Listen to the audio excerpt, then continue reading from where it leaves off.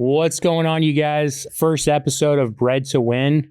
My name is Anthony Castillo, and I have my guest Ezekiel here. So this is actually the kickoff, the first episode. We'll be talking about entrepreneur stuff, direct sales, personal development, fitness. But man, I'm glad you are joining me, Ezekiel. Yeah, thanks for having me, bro. So I'll give a little intro to myself, I guess, since it's the first one. I have been in the sales industry for, I think, going on 7 years. Yeah, I think I started at the end of 2018. I'm a veteran, just like you, Ezekiel. I was in the Navy for 5 years. I was a medic, a corpsman. Got out of the Navy, and I was driving Lyft and Uber. One of my Marine buddies was getting solar installed on his property. And actually, my mindset back then was like, solar's very expensive. I thought it was just for rich people. And I told him, and he was telling me like, it's free. He's like, it's free, dude. There's no cost. And I was like, bro, that's a scam for sure. And it was Trey that knocked on his door and set him up. So he referred me to the manager at Vivint, and I thought it was a multi-level pyramid scheme because I had done Primerica and life insurance in the past. So I was very skeptical, but it actually turned out to be legit. And so my first year in the sales industry, just kind of going door to door, I did 75 installs. I took home $430,000 commission. And then that kind of started my path into entrepreneurship and sales. So that's a little bit about myself. So Ezekiel, if you could just tell us a brief background, where you're from, what got you into solar and sales as well. Yeah, so I'm from Riverside, California. It's a kind of medium-sized city in Southern California. Inland Empire is what they call it. But yeah, that's where I grew up. After leaving there, I went straight into the Marine Corps right after high school, and just did the 4 years, 4 and done. And then I got out. That was about 3 years ago now, 2022. And kind of just got into a journey, looking into different sales opportunities. I didn't really know sales is what I wanted to do at the time. It was just something that was afforded to me by the military skill bridge program. They basically, in your last 6 to a couple months, they help you transition out and find a basically career for after the military. And so I landed a internship with Humana, which is Medicare sales. So basically anyone that's 60 and older or 65 and older, they need to be enrolled in a plan every year. And so that's what I was taught to do. And my first introduction into sales. From there, I actually left that job. I wasn't too satisfied with it. A lot of my peers were a little bit older. I feel like everyone in that industry is they're just an older group. And I don't know, for me being young, I was 22 years old, fresh out of the military. I just kind of struggled to find my way there. But I actually left that opportunity to come directly here and do solar sales with you and Eminent Energy. Basically, the way I found that was all through social media, Instagram. You have the late and great Eddie, who's no longer with us. He's out there doing his thing in Miami. But I first got introduced to him just through personal development, fitness type thing. We both had a shared mentor, Wes Watson. And so that's how I found Eddie. And I would see that he was doing this thing where he was talking about some type of solar opportunity. And I would see on his stories, he's posting this week I'm giving $3,000 back to this homeowner and we're saving them money on their electric bill. So after seeing that for about 2 months, I was kind of curious, what is this? Because I didn't really, like I said, the Humana experience was really my first introduction into sales. So I didn't know too much about it. So when I see that he's doing this and he's giving people money back, I kind of watched that and observed for maybe 2 months. That was January and February of 2023. And then that's when I just kind of got the urge to jump on the opportunity to reach out to you guys. And that's where I got started with Eminent Energy doing solar cells. Nice, man. What'd you do in the Marine Corps? In the Marine Corps, I was a radio operator. It has a little bit more fancy terms now. It's a tactical transmission systems operator. It's a little hard to say, but yeah, that's what I did in the Marine Corps. I was attached to a artillery unit, rocket artillery, otherwise known as HIMARS. You might have seen them on the news because that's it was a big kind of weapon system that was supplied to Ukraine over the past few years. But yeah, I was attached to one of those units and doing their communications.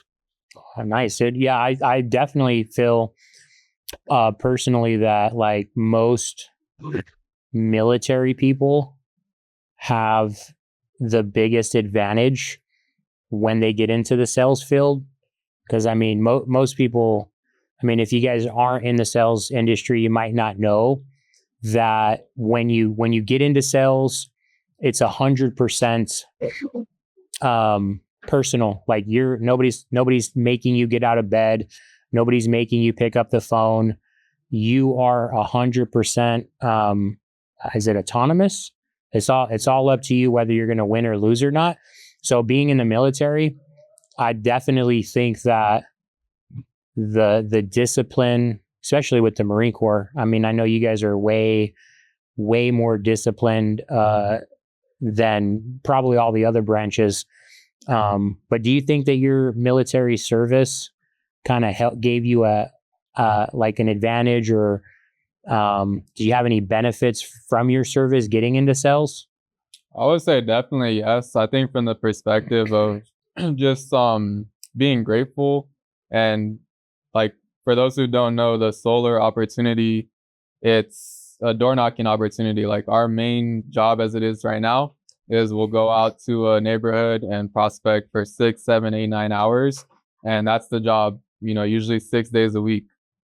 Now, for some, maybe if you don't have the military experience, it might seem tough or just like very hard to do. But that's where, kind of to answer your question, where the military comes into play for me is just putting into perspective. Like, sometimes in the military, there's 10, 11, 12-hour days, and there's no such thing as uncapped commissions or, because you're working that much, you're going to be able to take care of your family even more. Everyone gets paid the exact same thing depending on what rank they are. There's no, commissions or like, hey, you worked extra hard this month. We're going to give you an award and we're going to give you a $5,000 bonus. That doesn't exist in the military. And so me thinking about like some of those days where I'm out there knocking, it always just puts it into perspective, because I'm just like, I could either be out here knocking for, 8 hours straight, walking around, communicating with people, kind of having a good positive time, where I still get to control my morning routine, have all the freedom in the mornings to do whatever I want, work out, do things that I need to take care of. I can eat, whatever meals I want for lunch or whatever the case, you just have all the freedom. In the military, like your life is kind of dictated by someone else, at least majority of the time, I would say. And so for me, I think that's where the military experience plays into reinforcing my purpose out there and like making me understand like I could be on a field op right now, or I can be, in Japan, like on an 18-hour time difference away from my family for 7 months at a time, which I had to do a couple times during my service. So I think for me, it's just that perspective aspect where it's like, I could do this or that, but this solar opportunity is just a lot better because I'm going to be rewarded for the efforts that I'm putting in financially. And it's going to be way more than I could have imagined as a military. Yeah, I mean, you pretty much said it perfect. Like, so direct sales, it's not really a career. It's more of a vehicle for financial freedom.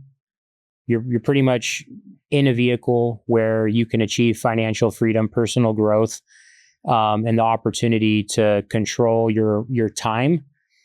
that was the biggest thing. My last 9 to 5, it was at UCSD. And I remember, I think my son must have been like 2 years old. I know he needed like a dental appointment, and I had to ask permission. And I was new, I was brand new. I had to wear a tie to work. It was actually a really hard hiring process because I was like the director, the medical director, and the director of UCSD, the cancer center. I was their clinical coordinator, so I was in charge of both of their clinics, and I had just started, and my son needed an appointment, so I had to ask permission, and they gave me a really hard time, like getting the day off, and it made me feel shitty to have to be told, like, I pretty much got made.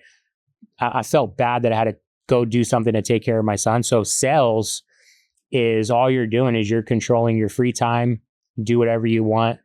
If you're actually working, like if you're working, you're being consistent, you have money coming in, then you can literally go wherever you want, do whatever you want. So that's one of the biggest things that I like about the industry that we're in. Yeah, one thing I'll say, like, kind of about the military, it could be a double-edged sword because I guess, like, on the other side of it, a lot of people coming out of the military could be so dependent on having to be told where to be, for upwards of 4 years at a time. Maybe they've been in for 8, 12, see, whatever, however many years, where they had, you need to be here at this time, you need to be here at that time. And so to transition from that to where, most sales opportunities that I know of, like, there's actually, no, solar is kind of unique in the terms of you controlling your own schedule.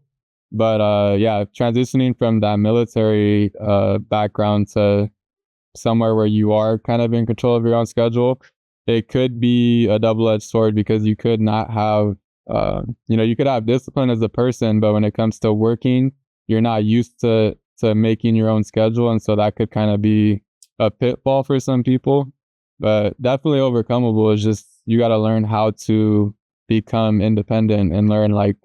So I would say you're probably the most disciplined person that I know. Because just like you said, right? Like there's going to be a good amount of people that they get out and it's a double-edged sword and they don't have the level of discipline to control their self during when they have free time.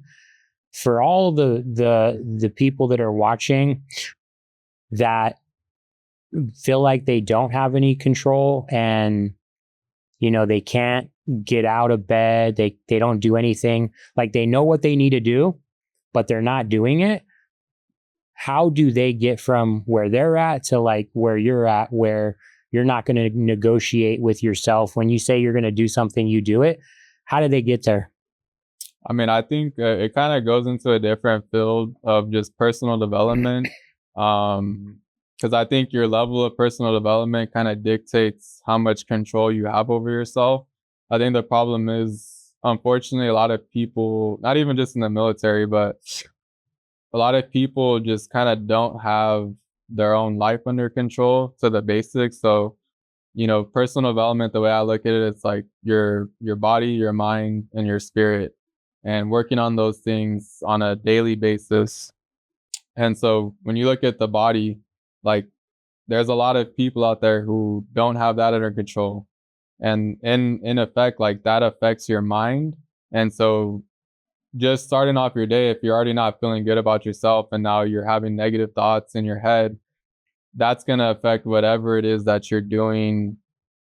Say in this case, it's solar. You got to get up today and you got to go knock for 8 hours. Well, now you're already starting a deficit because you're already not thinking positive things about yourself. And now I have this solar opportunity and I don't know if it's going to work, or like, I don't know if people want solar right now. Like, you're just thinking all these negative things. So I would say for anyone just starting out in solar or really anything, really make sure that, like, you're taking care of yourself first and developing yourself into a better person, getting rid of negative things in your life, such as, vices, like, if you're drinking, partying, all these things that just aren't contributing to you as a person. Like, subtract all those things from your life, get to a point where at least you're at, you're not in the negatives anymore. You're just kind of neutral. You might not have any positive attributes yet, but you can work on those. But get to that neutral place first so that whenever you are presented with an opportunity like solar or really anything, you have the drive, like the internal drive to want to pursue and like be the best you can be at that opportunity. So I think for me, like that's what drives me, is the fact that I've built a person in myself that does want to be ambitious and does want to maximize the opportunities that I have. And I don't think I would be that way if I still had like, if I was still drinking. Or for me, like a big thing in the past was like watching porn. I think that's pretty normalized in today's society. Just even me growing up, like I would say most people participated in that. But now, like having been like, I would say free of that for I think almost 2 or 3 years, going on 3 years, or I think I just passed 3 years. Like you don't realize how much something as small as that, or at least you think it's small, it has actually been taken away from you. So it might not be porn for everyone. It might be alcohol for some people. It might be, an overuse of weed, smoking weed, something that basically has control over you without you knowing it because you're so like normalized by it. But I would definitely get rid of all those things. Chicken quesadillas from Taco Bell for me. Yeah, no, food is another one for sure. Yeah, no, I mean, just you said it best, just step by step, one thing at a time.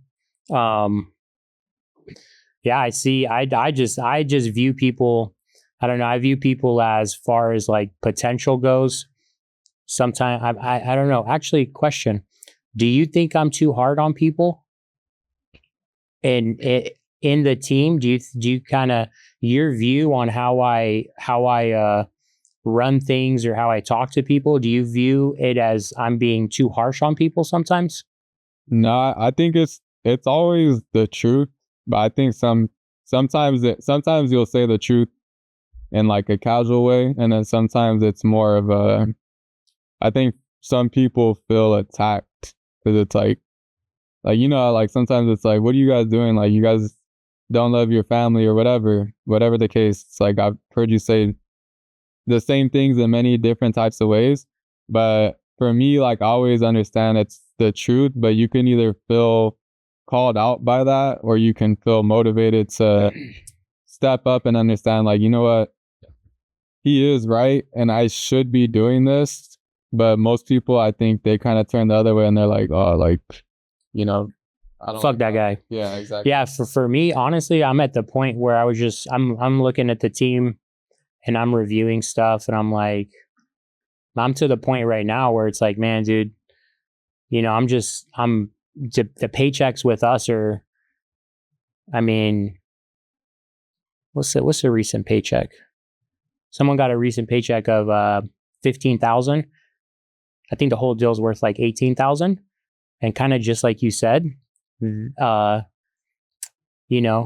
of also what you said, right? We're making incredibly pretty crazy money that most people are not used to making. So that big paycheck, it's going to either make their foot go down harder on the gas or they're going to just disappear.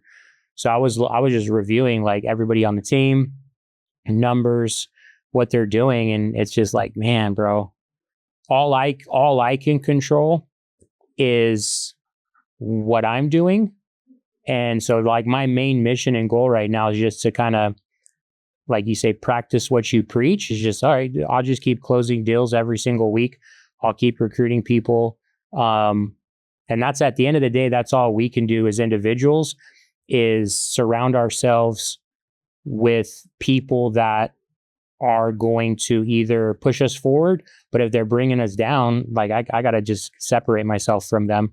And honestly, if you're like, we're, I'm with, I'm in Albert's inner circle, and he was talking about they just get rid of people for low energy. Like, oh, you come to the office, you have low energy, you're fucking fired. And the reality is, it's like if we're surrounded by too many people that are allowing us to be mediocre, and we're looking around and we're like, well, you know what? They're not out knocking. They never post anything. They don't really close any deals. It's okay. I'm going to be okay if I close one deal a month. I'm still making 15 G's. I'm okay.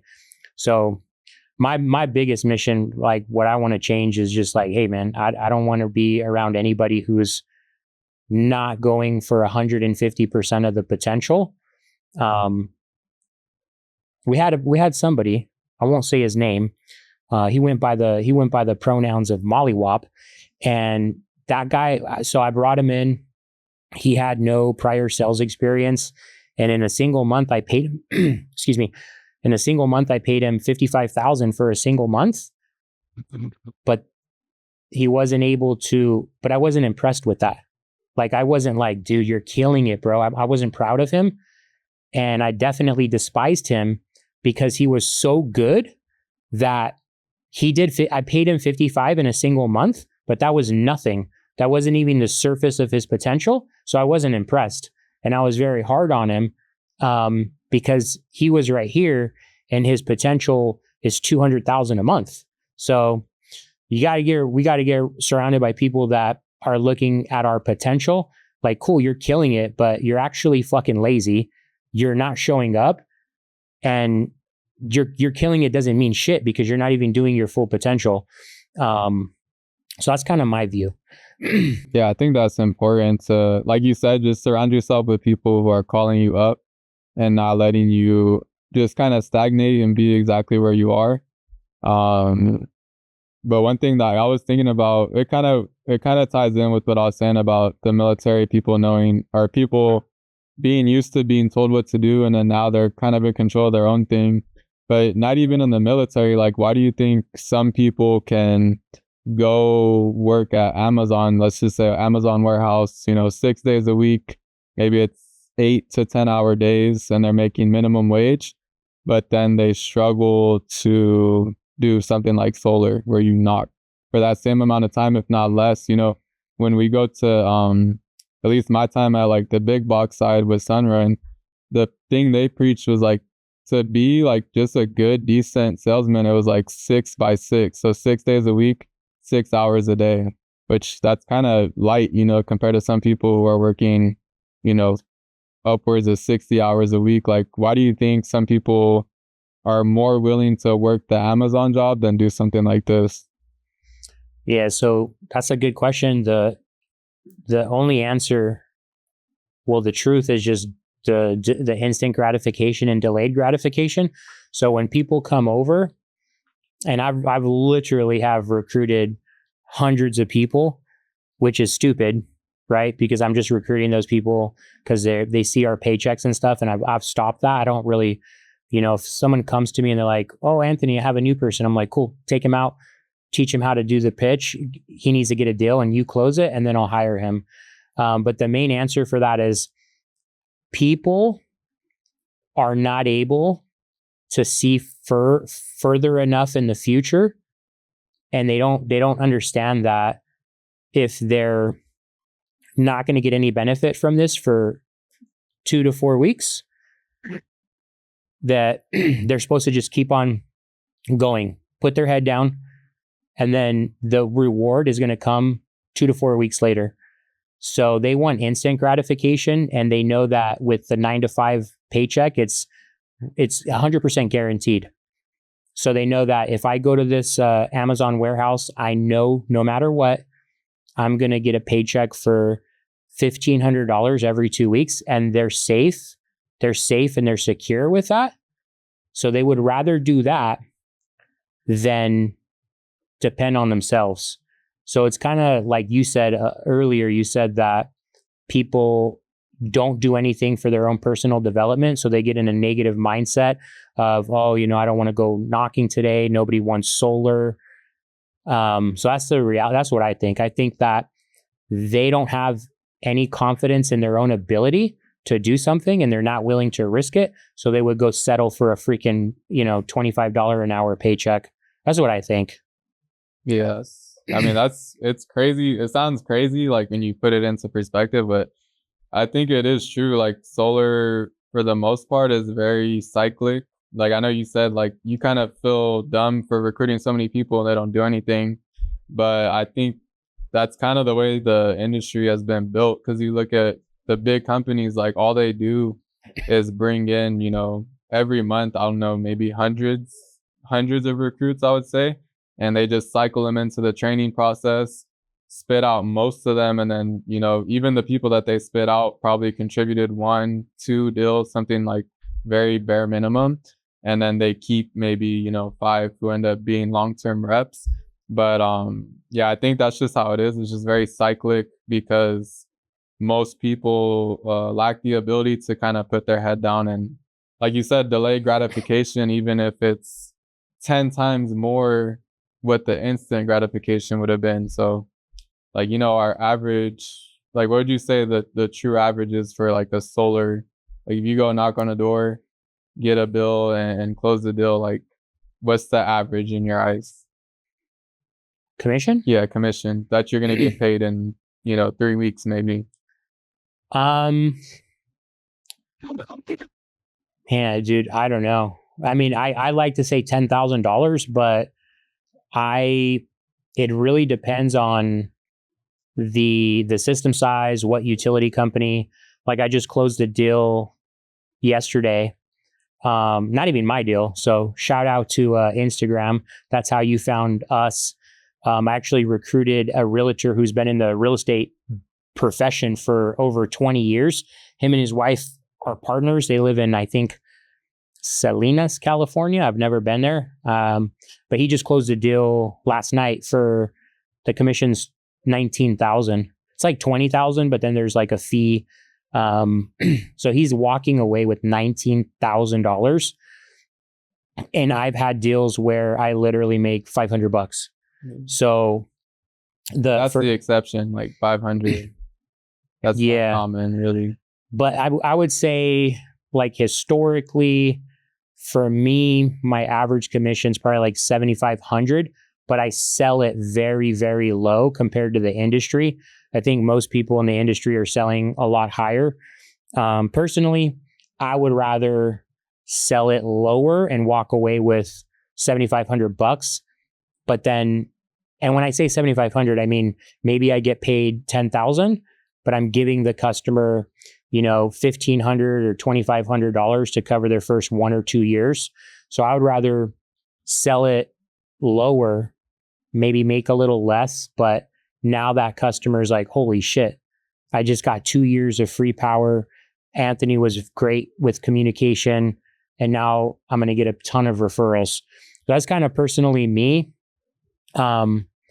Every year, I would say, no matter what, if I didn't get out of bed, no matter what, I would make 200,000 just from referrals. The industry's kind of changed a little bit, like the savings. Some people, we can't even work with them anymore because batteries are required. Before, if they had like a $80 bill, we can give them solar. Now the minimum that they're paying has gone up a little bit. But yeah, for me, if I don't do anything, I'll make 200,000 a year from just referrals because I take care of people. But I would say a good solid solar rep in California, right? We have people that are working in freaking Georgia, Tennessee, New York, Connecticut, Chicago. Shout out to Victor. But here specifically in California, a good solid in your first year, like you said, 6 by 6, if you're knocking 6 hours a day, 6 days a week, which is only 36 hours, you should make no less than 250,000. That's my opinion. Why? Well, you're going to be able to knock and you're going to close 2 deals to 3 deals a week from knocking. Maybe one of those will be disqualified because their roof is no good, or they fell credit, or the electrical panel needs to be upgraded, so the deal falls off. But even if one of those deals closed, I mean, I'm I'm gonna use my phone because I have a PhD. As you guys might not know, I do actually have a PhD, a public high school diploma. So let's just go lower. Let's say the average deal is 5,500 commission. Okay, and how many weeks are in a year? 56, 52. 52. So if you're talking one close a week, so one close a week, 52 times. damn, it's actually one. That'd be 4, right? 4. Let's just say that, and half of those cancel. So you go out, you close one deal a week, half of them cancel. So you walk away with 2 closes a month, right? So you're at 5,500 times 2. That's 11,000 times 52. That's $572,000. So me personally, like I said, a brand new person with no prior experience should easily be able to make $250,000 their first year if they're actually doing like 6 hours a day, six days a week. But kind of to go back a little bit, if they're closing one deal, that deal should refer them 1 to 2 to 3 more deals. So it's literally like a tree. Every deal that I close, I'm going to leverage their network and I'm going to say, hey man, I really appreciate you working with me. Here's $1,500 to cover your first year of electricity. And by the way, I pay $5,000 for 3 referrals. The first, you get $1,000. The second, you get $1,000. The third referral that you send me, you get $3,000. So if people are doing that and they're actually managing the expectations and communicating with people, bro, $250,000, it's simple, really. So there you go. If you quit solar after 3 weeks and went back to that instant gratification, you're a fucking idiot. Not only you're a fucking idiot, we'll put this on YouTube. We can bleep it out. I mean, no, this is a real story. So I literally, I mean, I feel it's not like, I literally feel sad because I had paid an individual tens of thousands of dollars in commission, tens of thousands of dollars, dude. Like one deal, here's 10, another deal, here's 15. And he had been in solar for over a year and a half. And me and my girl were at a restaurant and this dude comes up as a busboy. Dang. And I wasn't like, I'm not like trying to clown on anybody, but it kind of goes back to what you said. It's, he was actually one of the most negative self-talkers. And I'm actually the most negative self-talker I've ever met. Like, dude, I'll just be driving like, oh shit, my back hurts. I might have fucking kidney cancer. Like, I'm the most negative person I know, but this guy was even worse. And so it kind of like, as a leader or as even a friend, you could only do so much for somebody. That person was always surrounded with someone else and they would always go knocking together and they would always be smoking weed every single day. They would be drinking every single day and playing video games at all hours of the day. So it's like, well, if you're doing those things, like you said they were vices, and you're consistently feeding your vices versus working on your personal development, then one is going to win. You're not going to have two. You're not going to be able to win on both of them. It's kind of like that. Is it the wolf analogy where whatever wolf you feed is going to be the one that wins? So it's, I mean, that's crazy. Like, and there's other stories. I know people in the industry who have seen people working at like SeaWorld after they've made hundreds of thousands of dollars. That's because they can't control their freaking free time, dude. It's crazy. SeaWorld is funny. Man. But yeah, I think another aspect of it too is just the fact that something like sales, any field of sales, it's all merit based. And I feel like this is relevant right now with a lot of people, you know, like in the news, it's about DEI going away. And things just becoming more merit based, where you actually have to have a personal skill that you harbor and you craft and develop. Any type of sales, you're gonna need that. You're gonna have to craft yourself into a better version in order to get more results. And I think that's a hard pill to swallow for a lot of people right now, especially because our society has kind of been more molded to accommodate everyone and not just those who are, you know, working to be better versions of themselves and like trying to get better. Like in our case, like trying to get better at the pitch. And like you say all the time, like record your pitch and listen to yourself or have someone else listen to you so that you can actually see like what you're saying wrong, or maybe you're saying too much of something, you shouldn't say that, but actually trying to develop your craft to get better so that your results kind of improve and reflect that. What's DEI stand for? Diversity, equity, and inclusion or something. I mean, I get it, right? You're going to hire me because I'm black. You're going to hire me because I'm whatever, but I didn't know that. Yeah, that is going away. And I think it is a good thing. I think the other thing that needs to go away is just always trying to tell people what we think they want to hear, or not giving them the amount of criticism. I guess there's you could just be a complete asshole and just tell someone like, "Hey, you're fucking stupid." Right? I don't think that's criticism. I think that's just you're an asshole if you're just saying, "Hey, dude, you're fucking stupid," versus saying, "Hey, man, like," and I definitely need to work on that. I never tell anybody you're a fucking idiot.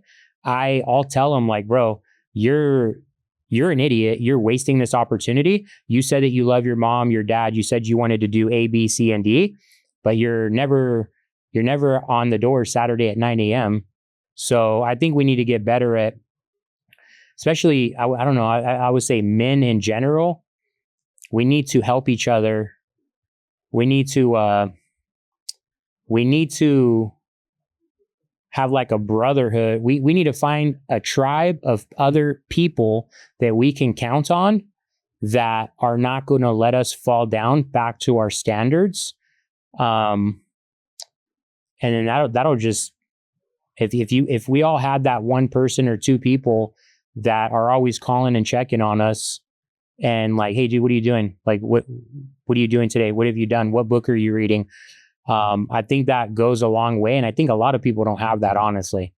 I mean, I think that's probably one of the big things that is lacking, is a lot of people have their friend groups that they go out and hang around with, they drink with, they go out and they do dumb shit.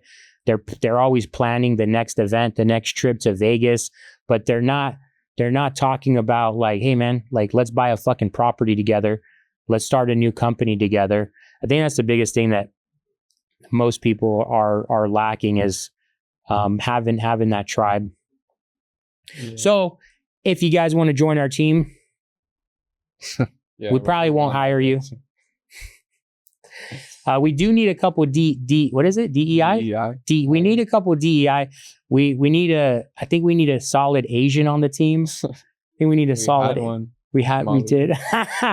We did. So Ezekiel, a question. Why did you, because obviously you have the GI Bill, you can go to law school, you can go become a nurse, you can do anything you want.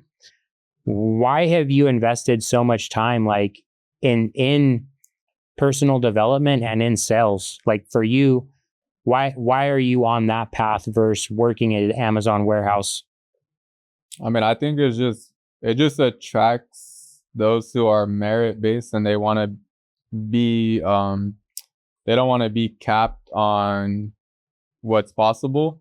Like in a lot of other fields, when I was looking at it, like what I want to do with life, which I've kind of moved away from that whole idea of what I want to do, which I can cover right now. But for me, it's just I always wanted to be an opportunity where I'm not going to be capped based on what I do. Like if I have a crazy month and I make 100 sales, I am responsible for that and I can make that happen with this opportunity. And in many opportunities or many life paths, that's not the case. If you work, even if you get the most attractive 9 to 5 job where it's like, the exact field you wanted to work in, the company you wanted to work in, you're not going to be able to go in there and just have like a record breaking month and, become the VP of the company in 1 year, whatever the case may be. There's a time limit. There's someone that's already in that spot that you're going to have to work your way up to. You're going to have to put in, 20 years of your life to do that. And to me, I think that just wasn't the way I wanted to go. That's kind of why I got out of the military to begin with, because it's the same thing. Like, you can be like in the military, they have meritorious promotions, and like right before I got out, I got meritoriously promoted to sergeant, and it was just based on like how you look on paper with certain statistics and all those. Are you sure it wasn't a DEI promotion? Yeah, it might have been. But yeah, like that type of stuff is there for you to take advantage of and excel, but there's still a cap. Like if I get promoted, then I'm still gonna have to wait a couple of years before the next one can happen. Did you guys have to wait like a year to get paid too after you got promoted? No, you get instant. You get instant increase in pay. In the Navy, you had to wait like $5. Yeah, in the Navy, we had pretty sure we had to wait like, I don't even remember, like 6 months or something. But yeah, no, I agree. That was my biggest thing in the Navy is I had all kinds of, like biggest lesson that I learned when I was in boot camp, the chief, he was a good chief. He told me, Anthony, make sure you always volunteer. If you want to be successful, volunteer. If they need anybody to stay behind or do a task, volunteer. So I actually listened to that. And yeah, I went from E1 to E5 in 3.5 years, which as a corpsman, the average time to do that's like 8 years. But I definitely, there's too much favoritism as far as like, oh, you're going to get this assignment, you're going to get this job. It was a bunch of favoritism, and that's what I love the most about sales. Is the same as you, bro. Oh, you want to go get a new car, you want to buy a house, you want to do this, like, cool, go do it. You decide your value, how many hours you work, how much time you put into personal development. It's all on us as an individual. And we don't have to go to somebody else and ask permission for a promotion or a raise. If you think that you deserve it or you want it, go ahead and do the work. And that's crazy that, like, I mean, I have hired a ton of people from all kinds of walks of life, and I've paid out millions of dollars in commission. And so I would just say, if anybody is tired of their 9 to 5, like if I would have heard this message as soon as I got out of the Navy, because I was bouncing around like a churd, dude, for a few years. I was driving Lyft and Uber. I was going to school. I became a correctional officer. In Alaska. Yeah, I was. If I would have heard the message, if somebody would have put a piece of content and would have been like, hey, if you're an introvert and you're tired of your 9 to 5 and you want to make $430,000 your first year, if you follow my system, I guarantee you'll be able to be successful. I didn't hear that. Like, I didn't hear that anywhere. So that's what the opportunity we have. More for me is being able to take somebody who has anxiety, who isn't confident, doesn't think they can do this job, and then give them the blueprint and give them some investment of my time, and then show them like, no, dude, you can do this. And then they get successful, and then they turn around and they replicate themselves. And then, so that's, I mean, here, you guys can literally build a team, have 5 people underneath you, and you can make 10, 15, 20,000 a month from training the people that you brought on and getting an override on their deals. I don't think there's anything else like the opportunity that we have here with solar and commission and sales in any other like category. Yeah. And just like the way that it works as a product as well, it's pretty unique. Like I was thinking on the way over here, The only thing I can think of that's similar to solar sales might be like debt consolidation, because it's something that you're like, if you have credit card debt and your minimum payment a month is like $700 and you can get a loan to pay those off and then only pay 500 a month. That's like the only similar thing I can think of to solar, to where every month someone's paying for electricity and you can help them get a new source of energy through the solar panels and battery storage.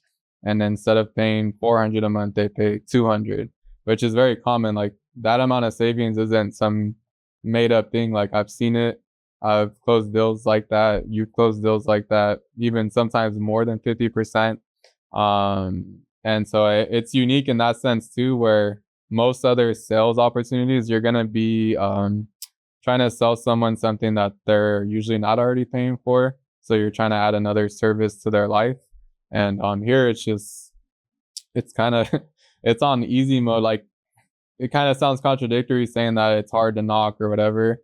But in reality, like it's really, it's an easy opportunity if you view it in that perspective, which that's another thing too, right? It's like all about your perspective of everything. Like that's not just solar, but life. Like the way you think about things is going to be the correct way. You're going to be correct either way, whether you think it's a good opportunity or a bad opportunity. So here's a little statistic. 74% of realtors sold 0 homes last year in 2024. 74% of realtors sold 0 homes. So the reality is, just like you just said, right? You don't need to buy a house. You can rent a property. You don't need to buy a car. You can take an Uber or you can get a bicycle. You don't need to buy a water filtration system. You can buy a bottle of water. So with solar, if you're a property owner, you have to buy electricity. It's a requirement.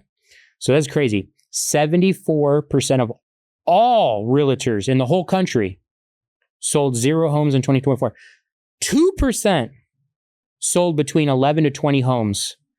0.14 sold 45 or more homes. So again, man, I'm harping on the real estate because solar and real estate literally go hand in hand. If you guys have been in the real estate field for 5, 10, 15, 25 years, you guys have a book of business that they've trusted you. You sold them the property and they're buying power from the electric company that is extremely expensive. PG&E the last 5 years has increased 90%.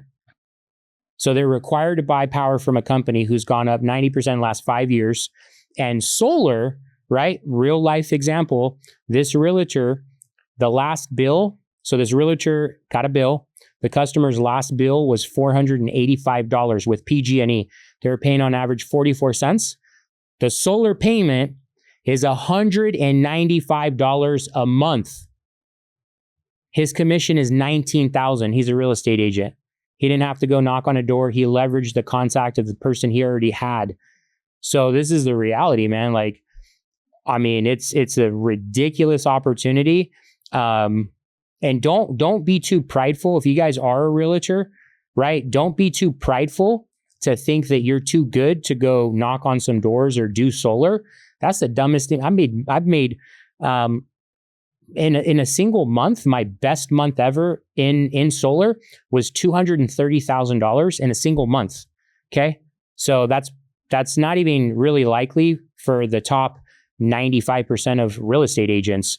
And solar's way more consistent because there's way more people looking to save money on their electric bill than there are people looking to get a 7% interest on a property that's doubled over the last 6 years.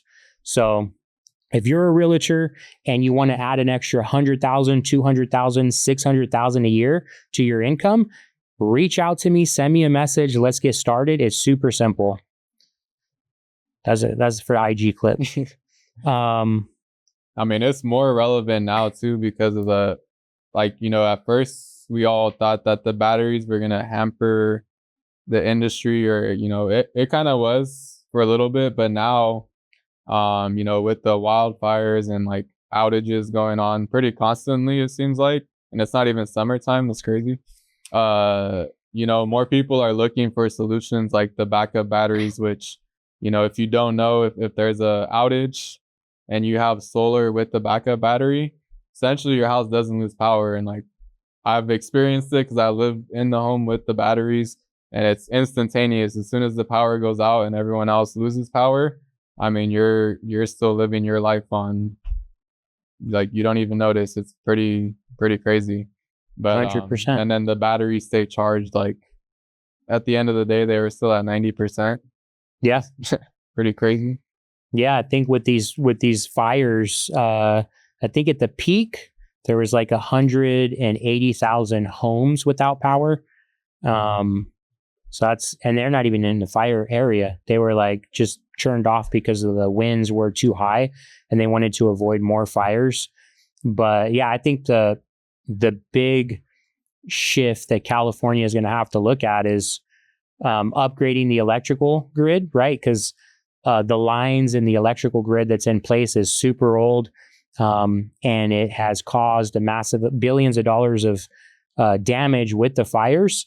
So a great solution is like, hey, let's actually make every single property a power plant, individual power plant that stores the energy on site. And then when they're not using energy, that power can be used by the neighbor.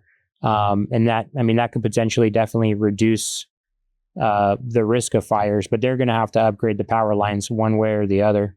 Yeah, and the homeowners are going to end up paying for that because that's, you know, whenever they ask for those rate increases on the electricity, it's always justified by, you know, infrastructure upgrades, even like wildfires. It's like we have to pay for all this as a company. So then they increase the rates of the homeowners. Dude, this customer yesterday, he's like, what is this? I don't know the real name of it, but it was like, what is this renewable energy charge on my bill?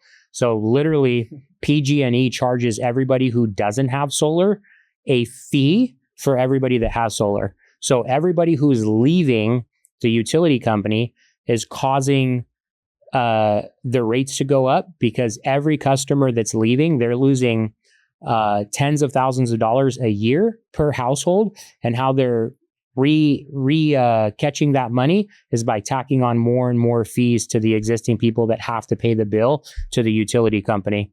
So yeah, I mean, it's too easy. Like the opportunity itself, if you just get over yourself about the door knocking and all that, like the actual product and what we have to offer is a lot better than what most other people are doing with sales, you know? And I think that just highlighted the fact that all these problems are happening right now with utility companies, to where it makes the opportunity even better for anyone doing this right now. And who knows how long that window is open for, because you never know when the next regulation comes down. You never know, like, you know, anything could really happen. So it's like even me, the 2 months that I told you I was just watching Eddie's stories, I mean, that was like the last 2 months of NEM 2. And I'm pretty sure I probably missed out on like $50,000 maybe of commission if I would have been actually jumping on the opportunity and working those last 2 months in M2 versus me just sitting and waiting. And like, I didn't end up joining the team until like 1 week before NEM 3 happened. And even then I got like 3 last minute deals. And it's just like, yeah, that last week we closed 60 deals in the last week. In the last week, 60 deals. It was crazy. So yeah, I mean, if you're watching this and you're like, oh, you know, it kind of sounds interesting, maybe I should check it out or something, but then you wait 5 months to do it, it's like, who knows what takes place between now and then, so where now it's not there anymore or whatever. I would honestly say 100%, dude. Every single person that's watching has one person or 2 people or 10 people that they know who just went solar. You're like one person removed from $10,000 guaranteed. If you're watching this, if you literally post on your Instagram or your Facebook, hey, do any of you guys know somebody who got solar the last 3 months? Everybody will reply yes. And that person, honestly, they probably got screwed over by another company. And if you would have joined us, you probably would have made like $14,000 and could have gave your friend or your family member a better deal. So 100% reach out so you guys can get started ASAP. We're going to wrap it up, but what final thoughts do you have, Mr. Ezekiel? I mean, one thing that I was going to go back to earlier is I was kind of saying that I was kind of really hyper focused on what to do and what I wanted to do. And that's even in myself, I've even not utilized opportunities as much as I should have, because I was so caught up in that and thinking about like, oh, you know, I don't want to do solar. Like, I don't want to spend years of my life doing solar, or I don't, you know, I want to do something like fitness related, or I want to be a trainer. Like I was so caught up on what I wanted to do that I didn't realize that like it doesn't really matter what you do as long as you're showing up as the best version of you with whatever opportunity you currently have. And for me, the current opportunity I have is solar. And when I realized like if you just maximize this opportunity and set the example and, you know, make 30, 40, 50, however many thousands a month, show other people how to do that, like that's so much of a bigger purpose than like, oh, I don't want to do this, because you're just thinking about yourself, right?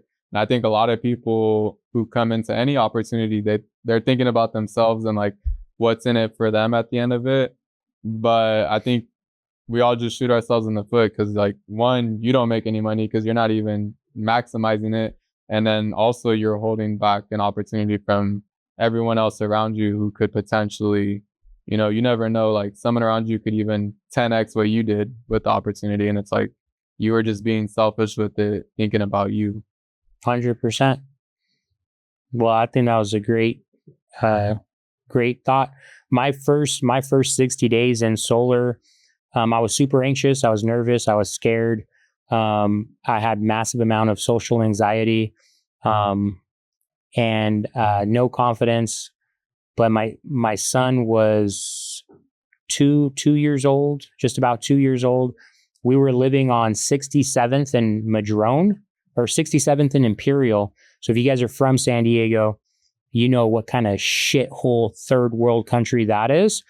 And we were living, I was married at the time. We were living with my wife's mom, and we were actually sleeping on, she was renting, it was a 2-bedroom apartment, probably 500 square feet. And she was renting one of the rooms to some Asian people that didn't even speak English. And me and her and my son were sleeping in the living room on the ground. And so when this opportunity was given to me, I definitely needed it. But I also would say that there's people that, like you kind of said, you haven't taken advantage of it as much as you should. There's all of us who are in this industry or any other industry that we could massively impact or change somebody's life. If we're not taking advantage of it, like I think personally, God is there's somebody praying right now for a better opportunity. And God has given somebody like you this opportunity. And it's up to you whether or not, when God puts that person who's praying right now, he's going to align your guys' path in maybe 2 weeks or 2 months or 3 months. And it's going to be up to you if you have taken advantage of the opportunity enough to be the person you need to be winning at the level you need to be winning at, so that you can be a light to that person. And they're like, oh shit. But again, if you're squandering the opportunity and you're not doing what you're supposed to be at the level, then you're fucking up someone else's life. It's kind of like you throw a little rock in the lake and it's a ripple. Everything we do could potentially change. Like I was given this opportunity. If I didn't, I mean, I have a bachelor in healthcare administration. I almost have my master's, my MBA, which that shit is useless. If you guys want it, I'll send it to you. I don't know what I would be doing if I didn't get into solar. So that's why I think this is all about, is letting people know that there's another option other than going to a cubicle for 40 years and then retiring and dying in 10 years, we could actually take advantage of helping people so that they can save money, and then developing other people so that they can change their life as well. So that's it, man. I appreciate you, Ezekiel, coming on. Yes, sir. Hey, you're the first guest, bro. Thank you, guys. Oh, Win podcast. Make sure you follow Ezekiel. It's _ez.fit. And then I'm outworking you on Instagram as well. So if you guys, and he's in Riverside. Yeah, Riverside. So he's in Riverside. I'm in San Diego. So if you guys are in the LA or Riverside area and you want to join the team, reach out to him. Make sure you follow both of us, and we'll see you on the next episode.